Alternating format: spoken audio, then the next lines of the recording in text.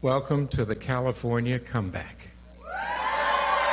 Republican Steve Garvey. It looks like we're going to the general, ladies and gentlemen.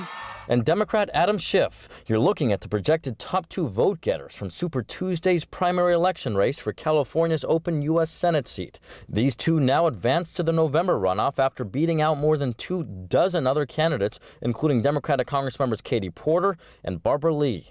One of the major factors? Conservative Republican Steve Garvey voted for Trump twice. Over the last few months, Schiff spent millions of dollars on advertisements targeting Garvey, all part of what pundits have described as an effort to propel the Republican former Major League Baseball player into the top two, in turn guaranteeing a Garvey-Schiff matchup in the general election. It literally paid off, yeah. Democratic political analyst Bill Wong says the strategy is likely to work in California, noting the Democrat Schiff has a huge advantage facing off against the Republican Garvey in a state where registered Democrats outnumber registered Republicans 2-1. Republican voters only represent about 24% of the electorate. So when you have a 2-1 advantage from a voter standpoint, it's very difficult for Garvey to kind of overcome that bridge. It's a point with which Republican political analyst Matt Klink agrees. What Steve Garvey really needs to do is, one, he needs to raise some money, which he didn't do in the primary.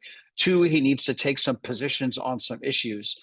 It's no longer going to be good enough for Steve Garvey to say that the status quo has messed up Washington, D.C., and the government is not working well for the people. He's going to need to get more specific. He expects Schiff to raise the topic of Donald Trump throughout the campaign and to continue asking Garvey whether he plans to vote for Trump. That's a dance that Steve Garvey is going to have to do, and ultimately he's going to have to answer the question. And no matter how he answers it, it's going to hurt him with some block of voters. In addition to the Senate race, all eyes are still on Prop 1, still too close to call. Backed by Governor Gavin Newsom, the proposed $6.38 billion bond measure seeks to fund more than 11,000 behavioral health beds and some 27,000 treatment slots for those on the streets experiencing severe mental illness and substance use disorders.